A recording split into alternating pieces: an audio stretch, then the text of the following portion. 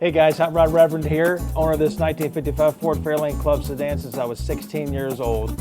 If you got a Y block, most probably you're into trying to restore your valve cover. It may look like this. It may have the black gunk inside. It looks really nasty. You want to paint them. You want to get them ready for the car. There's a whole lot more involved than just shoot and paint. You want to take it from this to this right here. Let me show you how. Now the Y-block valve cover can get pretty nasty on the inside, sometimes on the outside, but that's common for a lot of valve covers.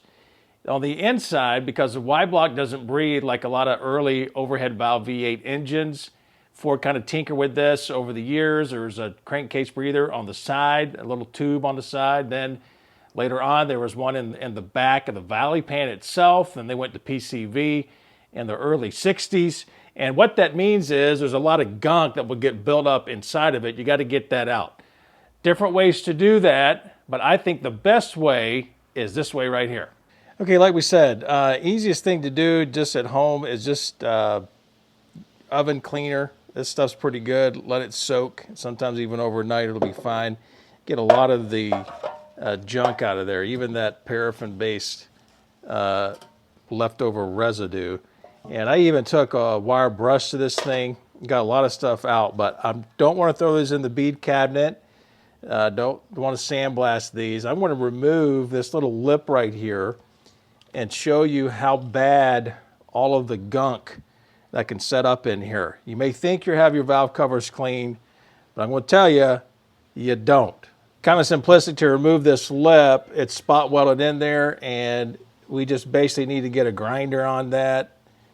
Maybe a cutoff wheel just to get at it a little bit. We're going to get down to business and show you how bad it is in there.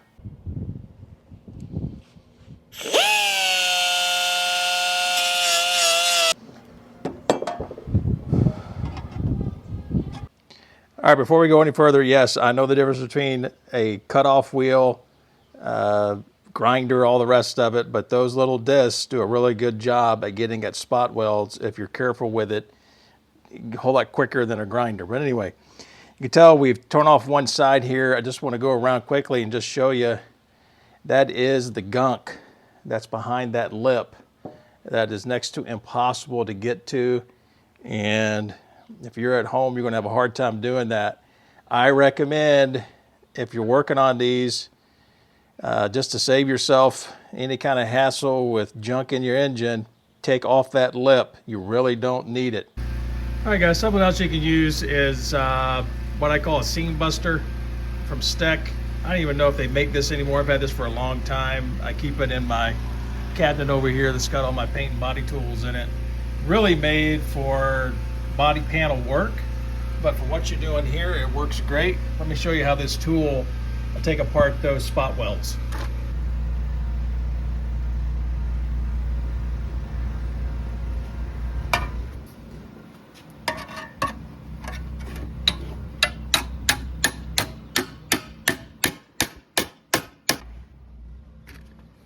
You can see what you're doing there. You're basically just hacking on nothing but that spot weld. That's what you're really hitting, and just separating the two pieces of sheet metal. Pretty simplistic, and there you go.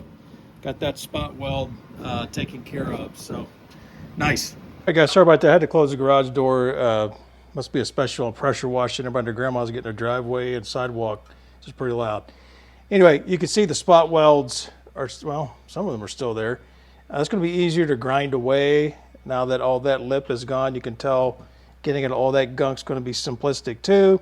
I can throw these in the glass bead cabinet, not worry about any residual effects from glass beads. Now, next thing here on your valve covers, thinking about the sheet metal valve covers with Y-block, tendency is for these things to be over torqued. You could tell from this, well, I'll tell you what, let's go down here. Probably tell that's sunken in a little bit, and somewhat over torqued that side. This one here is really in good shape, I think, what I could tell on both sides. A little bit of something right there from the back side. It's not a huge deal, but I want to try to get these straightened out. Look around the edges, everything else. We're looking pretty good there. But What we're going to do is we're going to flip this upside down and bring this closer. You can tell where it's sunk in right there. I'll take a picture or two of that so people can see, but these things are just prone to do that. Of course, the aluminum ones have no issues, but what I like to do is just get an impact socket just about the size of that sheet metal boss right there for the seal. And we're going to tap down on that here in just a second when I get my camera on a tripod. Now, you don't want to get too crazy on this. The idea is just to take your time. You don't want to get proud. You want to bring it back as close to level as possible. You can tell here, just looking from the inside of the valve cover, that we're sunken in a bit on both sides. So, get this here, and we're going to tap just a couple of times to get it started, and then we'll check our work each time. I am sitting on a piece of wood, obviously my butcher block top. Give it a pretty good wrap. Brought it back a little bit. We're going to keep on going here. You can tell too that the backside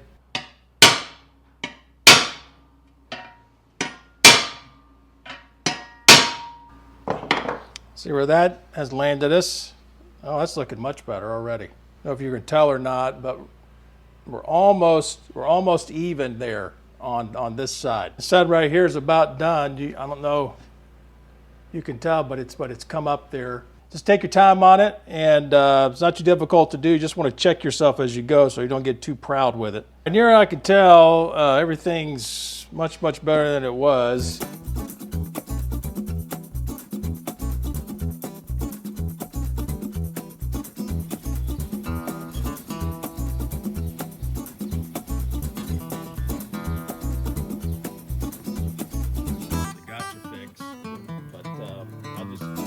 Basically use my own little recipe here. I don't want to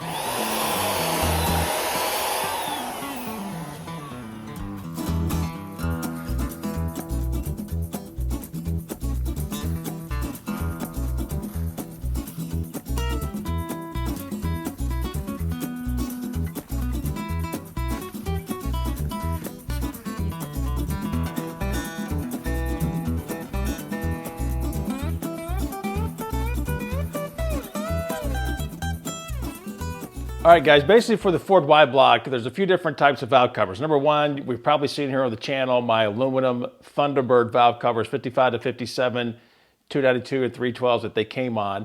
There's also probably I would say the most common would be the sheet metal that are smooth on top. Put a sticker or a decal on that. There's a couple of decals that has the Thunderbird Special, Thunderbird V8 on it. There's also just your 272 that has the sticker. I think there's one for Power King and some other things.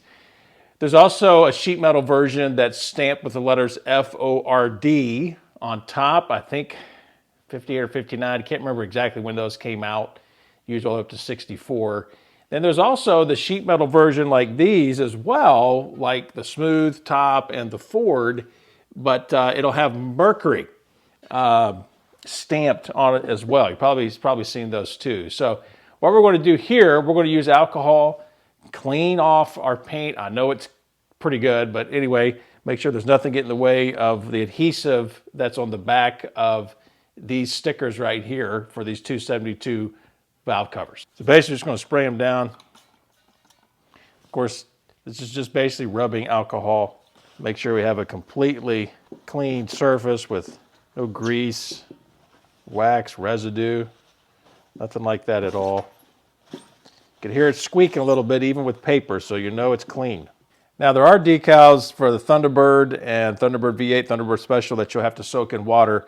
These are just made with the adhesive on the back of the decal itself. I'm not going to get real technical with trying to center these. These are really not too difficult to do. Thunderbird Special and Thunderbird V8, you may want to do that. Maybe just mark the halfway point between the two holes. That will help you out. Don't be overly simplified here. We'll just do one of these and put it on. And you want to try to put this on, maybe if you held it both hands and then curved it back like this so that you kind of don't get any air bubbles in there. That's probably helpful to do. And we'll just place it right above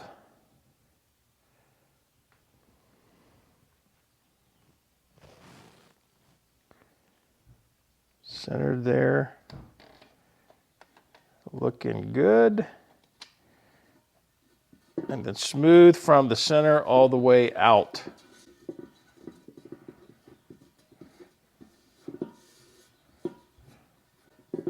Try to make sure all the air bubbles are out. I like to take paper towel again and just make sure that all my edges are down. There you go. Ford V8 valve cover. Well, guys, that's a wrap right here for restoration of the sheet metal valve cover for the Y-block Ford V8 overhead valve engine. I hope you enjoyed it. If you're interested in what I do with the aluminum Thunderbird valve covers for the Y-block, I'll leave a link in the description below. You can check that out. Lots more on the channel. I've also got a little bit better review of that cordless paint sprayer that I use to paint one of these. It really is hard to tell between the two. Some guys will use Rust-Oleum or some kind of other paint, maybe from a can, but I like to use it from a sprayer. You get a whole lot more control. I like the finish and how it comes out. So thanks for joining us today. I hope you'll stop by hotrodreverend.com, find out why I have that name, the Hot Rod Reverend, and visit the biography pages, visit the blog pages, and I want to encourage you to stick here with the channel, subscribe, and like and share, and we'll see you guys on the next one. Get the idle, make sure it's set. I don't have a choke for this 55, so that's some of the issue, but let's get into it here, see what she does. 4 grain, easy. Feel the secondaries open up.